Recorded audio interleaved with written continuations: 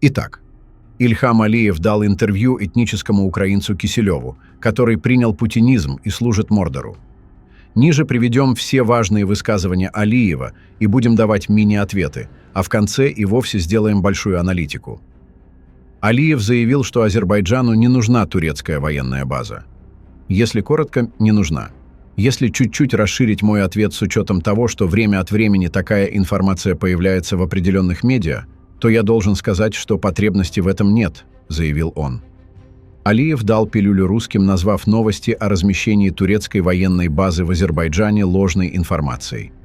Шушенская декларация о союзнических отношениях между Азербайджаном и Турцией содержит пункт, предусматривающий взаимную военную помощь в период опасности и агрессии. Азербайджан и Турция обязаны прийти на помощь, если та или иная страна столкнется с внешней угрозой внешней агрессии. Поэтому этот пункт декларации, по сути, делает совершенно ненужным создание постоянной военной инфраструктуры на конкретном участке. В военном сотрудничестве между странами, продолжающемся более 30 лет, Турция и ее военные структуры сыграли важную роль в модернизации азербайджанской армии, боевой подготовке, оперативном планировании, анализе ситуации и потенциале военной разведки. Он также заявил, что под видом наблюдательной миссии ЕС на армяно-азербайджанской границе была создана инфраструктура НАТО. Он напомнил, что в 2022 году размещение наблюдателей ЕС было согласовано на четырехсторонней встрече с участием Армении, Азербайджана, Франции и Европейского Совета. Тогда предполагалось, что миссия будет временной, на 2 месяца. Однако ее продлили без согласования с Баку, а позже увеличили до более чем 200 человек. Алиев подчеркнул, что в состав миссии были включены представители стран НАТО, включая Канаду, что, по его мнению, делает наблюдателей частью инфраструктуры Альянса. В это же время в Минобороны Азербайджана есть турецкие генералы, советники и прочие элементы НАТО. Но об этом Алиев умолчал. Отметим, что устами Алиева нам угрожает Москва. Мол, если на референдуме о вступлении Армении в ЕС скажете «да», я натравлю на вас Алиева, как в 2020 году. Москва устами и руками Алиева добивается не только вывода миссии наблюдателей ЕС из Армении, но и пытается вселить в жителей Армении страх. Если проголосуете на будущем референдуме за вступление в ЕС, то будет война. Вражеские пропагандисты и манипуляторы пытаются доказать нам, что европейский выбор Армении неизбежно приведет к войне. Тем самым наши внешние и внутренние враги хотят не только отпугнуть жителей Армении от участия в будущем референдуме, но и отводить их от самой мысли о европейской интеграции. Естественно, мы не можем позволить врагу манипулировать нами и запугивать нас. Азербайджан уже давно превратился в турецко-израильскую военную базу у границ России с турецким генералитетом, страна НАТО, военными, оружием. Так что не нужно пудрить мозги людям. Лицемерный Алиев говорит русским то, что они хотят услышать. НАТО. Видите ли, а лицемерные русские с удовольствием закрывают глаза на то, что инфраструктура НАТО в лице Турции уже давно охватывает весь Азербайджан, от оккупированного Нахидживана до Баку. Они не знают этого. Все они прекрасно знают. Москва и Баку прекрасно спелись и умеют даже плакать в унисон. Крокодильи слезы агрессора и предателя. Если Алиев так боится инфраструктуры НАТО на территории Армении, пусть забирает к себе 102-ю свиноферму и в обнимку с Россией борется с НАТО.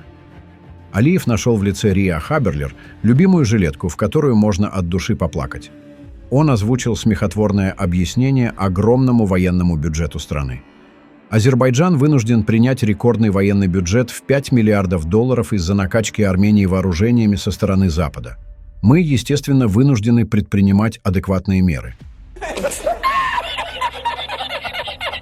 Следующий наш военный бюджет в 2025 году будет рекордным. Это порядка $5 миллиардов, заявил Алиев.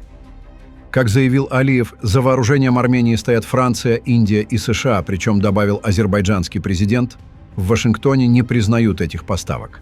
Хотя Азербайджан отследил американские военно-транспортные самолеты в армянских аэропортах. Да, вынужден. Прямо скрипя сердце, со слезами на глазах увеличивают военный бюджет. Будь добры, помедленнее. Я записываю. Режиссер Якин уговорил меня ехать с ним в Гагры. Мы бы не потратили как минимум 60% этих денег, если бы не было таких угроз.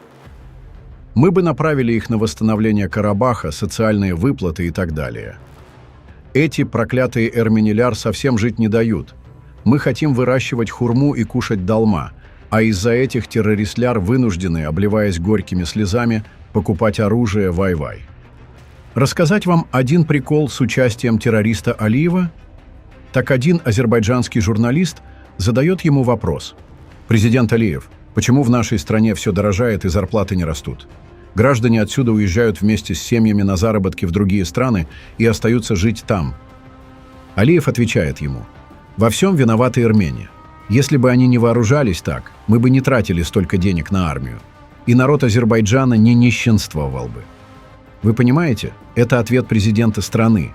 Смех смехом, но в Азербайджане народ реально верит всему этому, что говорит Алиев.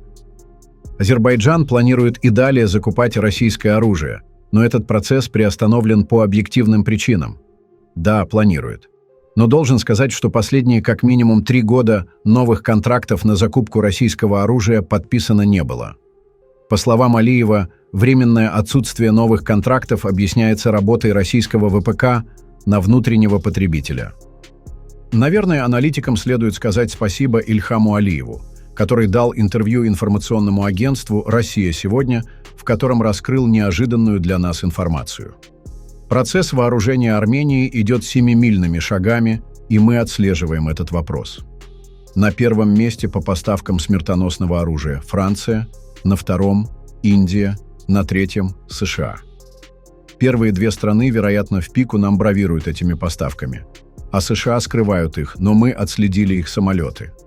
Для нас также было неожиданно узнать, что самые крупные поставки смертоносного вооружения осуществляет Франция. Индийские источники настолько часто сообщают об армяно-индийских контрактах, что создается видимость, будто именно Индия является главным поставщиком вооружений для нашей страны. Однако, как оказалось, ситуация иная. Вдвойне удивительно, что Армении удается скрывать масштабы перевооружения армии, особенно учитывая прежние сливы поставок из той же России. Безусловно, факт масштабного перевооружения армянской армии не может не радовать. Также радует, что именно наш противник признает, что поступление нового оружия в Армению идет семимильными шагами. Так держать. Во-первых, уровень английского у Алиева довольно неплохой и однозначно позволяет ему прочитать полномочия миссии ЕС в Армении. Уверяем, он там не найдет ничего такого, из-за чего можно делать подобные выводы. Гражданская миссия ЕС призвана мониторить инциденты на армяно-азербайджанской границе и сообщать об этом странам-членам ЕС. Ничего больше. Во-вторых, говоря о НАТО, господин Алиев не замечает бревно в собственном глазу. Если кто забыл, напомним, Турция уже давно является членом НАТО. И далеко не последним членом. Когда в одном и том же интервью Алиев сначала говорит об идеальных отношениях с Турцией в сфере обороны, а потом вот так высказывается про ЕС и НАТО, это либо биполярное расстройство, либо лицемерие. Моим зрителям напомню, что на этом фоне в рамках рабочего визита во Францию 17 декабря министр обороны Армении Сурен Папикян встретился с министром вооруженных сил Франции Себастьяном Лекорню. Встрече предшествовала официальная церемония встречи с участием почетного караула. Были исполнены государственные гимны обеих стран. В начале встречи министр обороны Армении Сурен Папикян выразил соболезнования в связи с жертвами циклона в Индийском океане на французском острове Майотта и пожелал скорейшего выздоровления пострадавшим. В ходе встречи были обсуждены текущие аспекты сотрудничества между Арменией и Францией в сфере обороны. Сурен Папикян подчеркнул важность неуклонного выполнения как ранее достигнутых с Себастьяном Лекорню договоренностей, так и новых договоренностей, которые будут достигнуты в ходе данной встречи. Стороны подтвердили, что сотрудничество основывается на долгосрочных и институциональных принципах. Министр вооруженных сил Франции Себастьян Лекорню подтвердил готовность развивать сотрудничество. А вот теперь, мои дорогие зрители, просто делайте выводы. Да, Франция нас вооружает. И это нормально, поскольку президент нашего соседнего государства – чокнутый военный маньяк, который каждую минуту думает, какую бы мутиловку устроить и начать полномасштабную войну против Армении. В конце хочу выразить слова благодарности нашим братьям из Франции, а также всем, кто нам помогает, включая Индию, США и несколько европейских стран. Пишите ваше мнение в комментариях и подписывайтесь на наш канал, чтобы не пропускали самые важные и актуальные новости мира и нашего региона.